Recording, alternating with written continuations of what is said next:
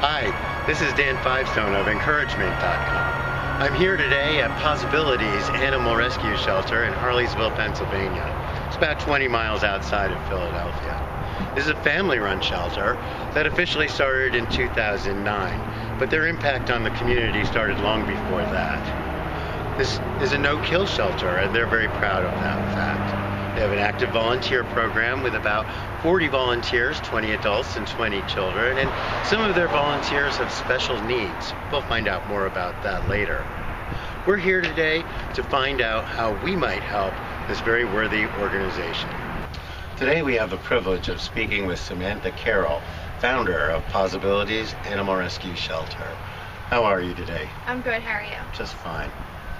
Maybe you can tell me a little bit about why you started this shelter.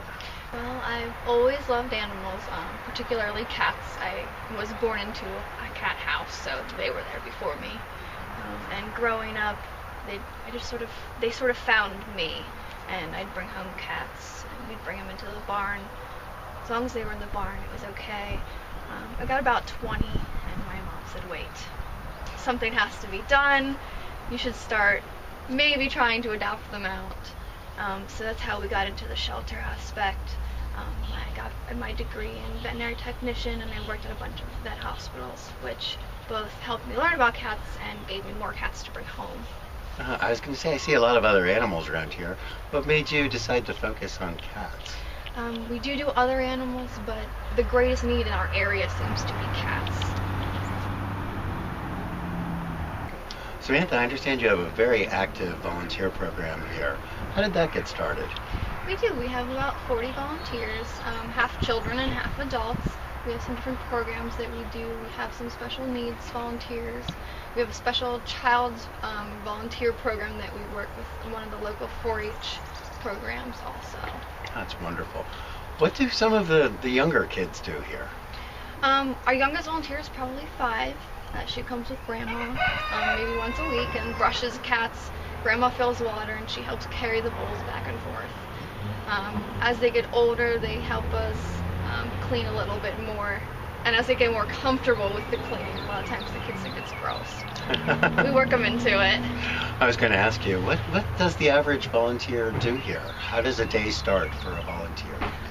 Doesn't matter what time you come in, first thing you check is food and water, because since we have an open cat room, they tend to eat it, spill it, make a mess of it, and they always need more food and water. After that, the floors get cleaned, the litter boxes get scooped out, and then we move on to cat brushing, wall cleaning, everything you can think of. Mm-hmm. Sounds good.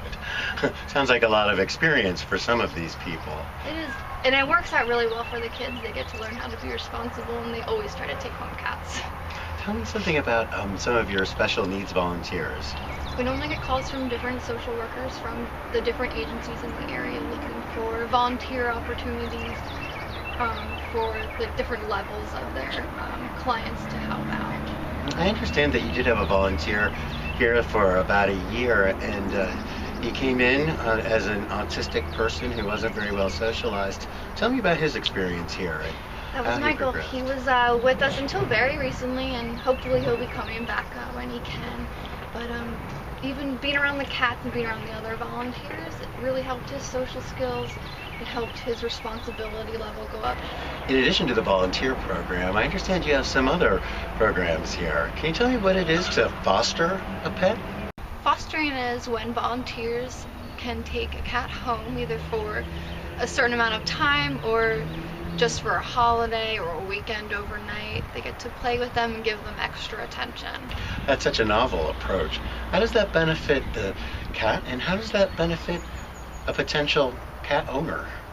It's very beneficial to people, especially if they can't have a cat full-time due to their scheduling or even their housing agreements. It's also helpful if people aren't sure if a cat's going to work in their house or not, and they get to kind of do a trial and see how it goes, see how their kids do with it, or their old dog, or anything like that. It's good for the cats because they get extra attention, especially if there's kids or someone home the whole time. Another benefit that a lot of people don't know about is a lot of companies will compensate for time you spend volunteering. The company will actually write a check for a donation to us for the amount of time that they spend volunteering, fostering a cat, or working at the shelter. This is a no-kill shelter. What does that mean? Anyone can walk into one of the larger shelters that are run by the county or the state, and they have to take in that animal no matter what, for any reason. But because of that, they're often forced to euthanize other healthy animals to make room for the new incoming animals. The way that we run, we stop taking in cats when we're full so that we can prevent having to euthanize for reasons like space. Yeah. What kind of extra obstacles does that pose for you, running the shelter as a no-kill? Oftentimes people don't understand that because we're no-kill, we don't have the room to take in every single cat that comes up to our door. You're doing some great work here, and I know that has to cost some money. How are you guys doing financially? We do a number of community events, such as the churches when they have their festivals, the Grange Fair and the 4-H Fair, but they're not as helpful as you think for monetary donations to help towards funding. They're more resourceful for helping get our name out farther in the community. Most of the donations that we get, the bigger donations that help out, are from the companies that do the matching programs and a lot of online fundraising. Sam, this sounds great. Can you show us around a little bit? Absolutely.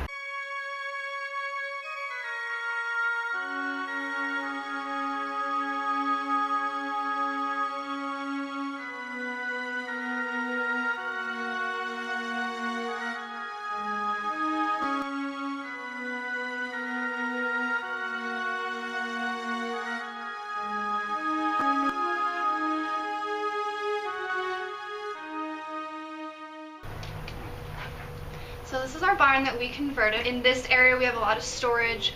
We store food and linens for their beds and cat litter. And if you follow me in here, this is where we keep our cats. Here left we have our medical room. I imagine this is where your vet tech training really comes in handy. Absolutely, we take care of all our sick cats in here. They all get their own area to get healthy in. This is our open cat room, one of our main rooms. As you can see, we are virtually cage-free. This is another one of our open cat rooms where our cats can run around and have free roam to climb up around and stuff. Wow, it's about 100 cats in here. How do you keep it so clean? It's an ongoing process. Samantha, why is it so important that you keep the place so consistently clean? One of the main reasons is the health for the cats. We don't want them getting sick. So the second reason would be potential adopters. It's a huge turnoff to come into gross smelling area. You don't want to take anything home from that area. Sure. And we also undergo random inspections from an agency. And we have one more room that I can show you. The cats have free roam in here also. It's not weather controlled, so it feels like whatever it is outside. I'm not sure why, but they really enjoy it. We're back in the main room now. Samantha, you seem to know all these cats by name. Do you? I do. In my lap is Fagin. He actually got left behind when his owners moved and the neighbors brought him into us. Over here between us is Daisy. She was found in Philly with a litter of kittens. And up here we have Patch. He has become our greeter. He climbs on anyone who walks into our cat room. But he's a temporary resident. His owners are moving into a new house currently. How did some of the other cats come into being in your shelter? A lot of the cats are found outside and we get them. We had a litter that we had to pull out of an old car. It was sitting in the back of a junkyard and they gave us a call. We have some that their owners are getting evicted and they can't take them with us, and we keep them temporarily while they find a new place to stay. Do you get a lot of people who come to you and want to give up their pet? We do, and we do end up taking some, but we try really hard to work with people so they can end up keeping their cats. Often it's a behavior problem that they're not sure how to handle, or a temporary situation where they have to move in with a parent for a month and need somewhere for the cat to stay. If someone came and they wanted to adopt a cat, how does that process start? Normally they start by visiting with the cats and finding one that they like that they might want to take home. We do have an application that they have to fill out.